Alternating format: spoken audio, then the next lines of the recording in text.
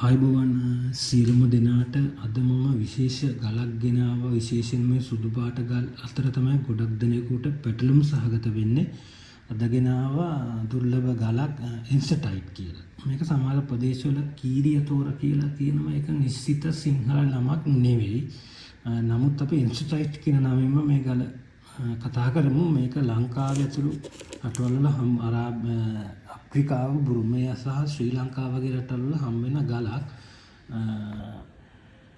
මේක අනිත් එක තිරිවාන පළඟු සහ පඩිය මේ වගේ ගල් ආශ්‍රිතව හම් වෙනකොට කොහොමදවත් අඳුර ගන්න බෑ අපේ නොදැනුවත්කම නිසා. මටත් මේ මෑත කාලෙන් තමයි මේ ගල හම්බ වුණේ.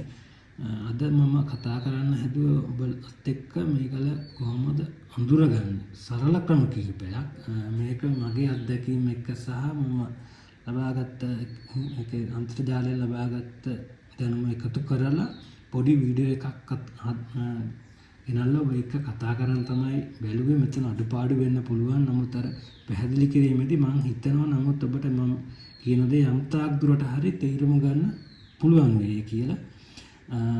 ඒක නිසා අපි අද වීඩියෝ එකෙන් ඒ ගැන කතා කරමු. මම හිතන්නේ මේ සම්බන්ධ කිසිම කෙනෙක් මේ වගේ ගලක් පිළිබඳව කිසිම වීඩියෝ එකක් දාලා නැහැ. මේක ඔබට ගොඩක් වටිනා වීඩියෝ එකක් වෙයි. මොකද මේ ගංගාවක ඇලක දොලක ගෙදර වැලි ගොඩක මිදුලක වුණත් මේ වගේ ගල් තියෙන්න පුළුවන් නේ.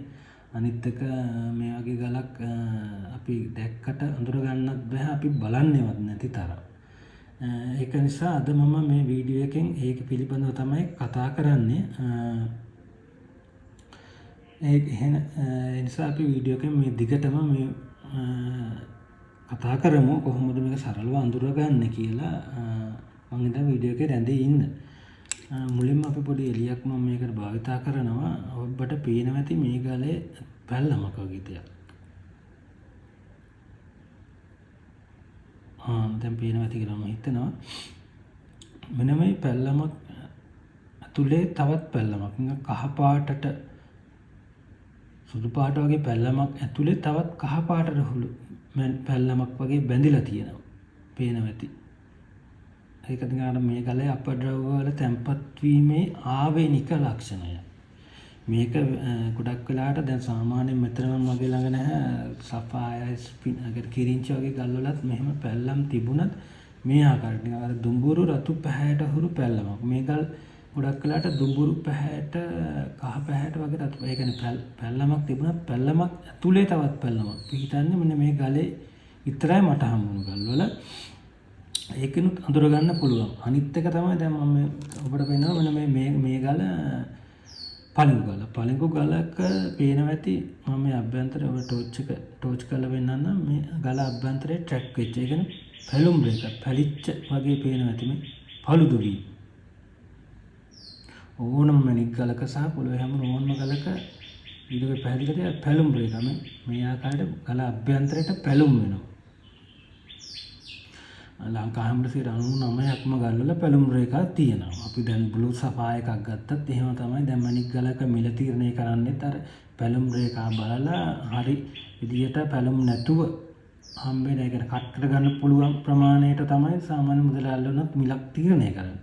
නමුත් දැන් මේ ඉන්ස්ටටයිට් කියන ගල් විශේෂයේ පේනවා ඇති මෙන්න මෙහෙම පැලුම් රේඛා තිබුණත් ගල අභ්‍යන්තරයට පැලුම් විහිදිලා නැහැ. ඒ කියන්නේ ගල අභ්‍යන්තරයේ මෙහෙම පළුදු ගිහිල්ලා නැහැ. දැන් මේ ගල ගත්තත් එහෙම මම ඉස්සෙල්ලා ගල වෙනවා මේ ගලේ වීඩියෝ එකට පේනවද මෙතන මේ පැලුම් තියෙනවා. අභ්‍යන්තරයට පැලුම් තියෙනවා. ඕනම ගලක එහෙමයි ගොඩක් ගල්වල.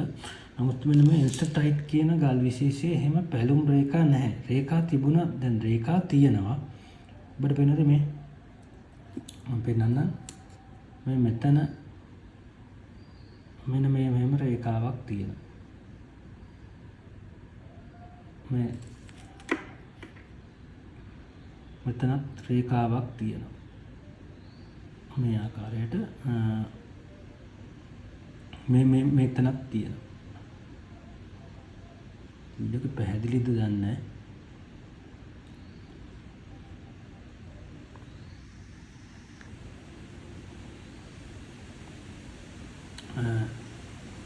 දැන් මේ ගල ගත්තොත් ඔබට පේනවා ඇති මේ පැලුම් රේඛා ගල අභ්‍යන්තරයේ තියෙන්නේ.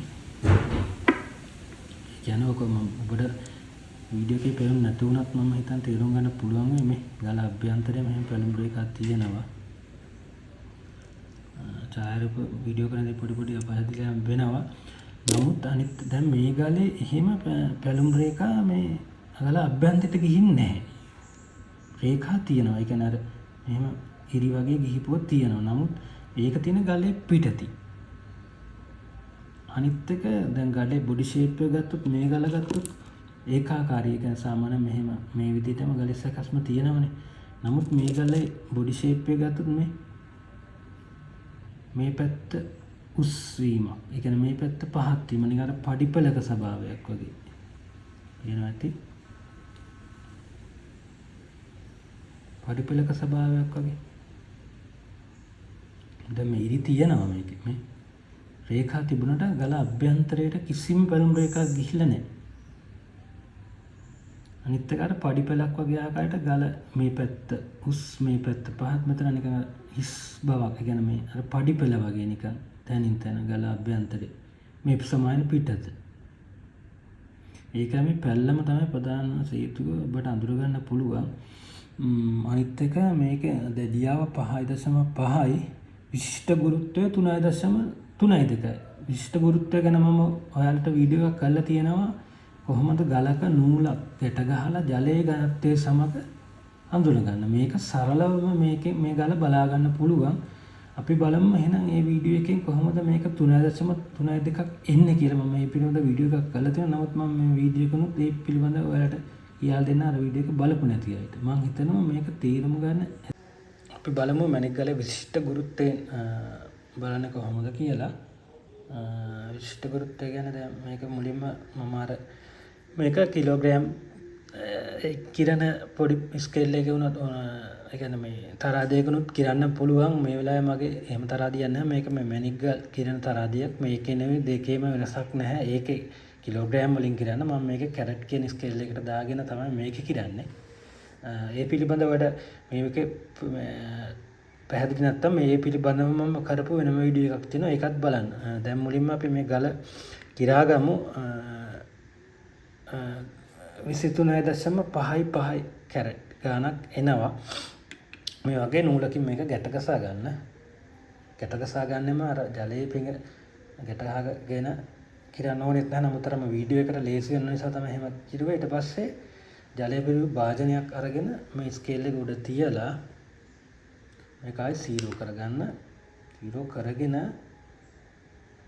මේක ගලේ පෙඟෙන ප්‍රමාණයට ගලේ අභ්‍යන්තරයේ يعني යට වඩින්නෙත් නැතුව මැද තැනක ගල පෙඟෙන තියන්න. එතකොට එනවා 7.4 බිඳුවක්. ඒ ගානත් ලියා ගන්න.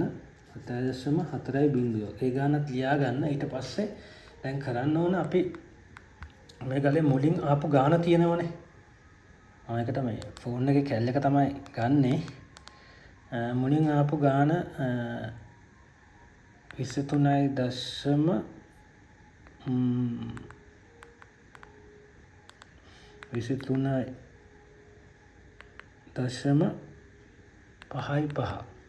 කැරට් ආවා. ඒක මුලින් යාරගෙන ඊට පස්සේ අපි අර ජලයේ පිරවූ භාජනයක් ගලේ අභ්‍යන්තරය කියන්නේ ඇතුළට දාලා ආප්‍රමාණය ගලේ පොඟෙන්න දාලා එතකොට එතෙන්දී ආපු ගාන කියලා තියෙන 7.4 බිඳුවක් නේ. දැන් මේ ගානෙන් ඒ ගාන බෙදන්න. බෙදීම 7.4 බිඳුවක්. දැක්කද? 3.1යි 2ක්. ඒ කියන්නේ දැන් මේක විශිෂ්ට ගුරුත්වය කියන්නේ 3.2යිනේ. ඒ කියන්නේ 3ට උඩින් ආවා. ඒ කියන්නේ මේක පොඩි මේක 3ට උඩින් ආවා කියන්නේ මේක වටිනාකමක් තියනවා කියන්නේ. ඒ කියන්නේ මේක ඉන්ස්ටයිල් තමයි. මේක 3.2යිනේ. ඒ කියන්නේ 3.1 කියන්නේ ආසන්න වටේට ගත්තොත් 3.2කට ඇවිල්ලා තියෙන්නේ. ඒ කියන්නේ ඒකනොත් මේකල අඳුර ගන්න පුළුවන්. මම හිතනවා මේකත් මේ පරීක්ෂණයත් කරලා බලන්න. මේක පිළිබඳව මම හිතනවා මට මේ වීඩියෝ එක පොඩ්ඩක් අපහැදිලි නම් ඔයාලට මේ පිළිබඳව වෙනම වගේ වීඩියෝ එක මීට පහලින් තියෙන වීඩියෝ එක ඒ පිළිබඳවම කරලා තියෙන ඒ වීඩියෝ එකත් බලන්න. මම හිතනවා එහෙනම් ඔයාලට මේක පැහැදිලි ඇති කියලා. තවත් වීඩියෝ එකකින් මේ වීඩියෝ විශේෂයෙන්ම සුදු පාට ගල් විශාල ප්‍රමාණයක් තියෙන වටිනවා. ඒ පිළිබඳව මම එකින් එකට මට හම්බුණු ගල් පිළිබඳව ඔයාලට වීඩියෝ එකක් කරන්න. බොහොම ස්තුතියි එහෙනම්.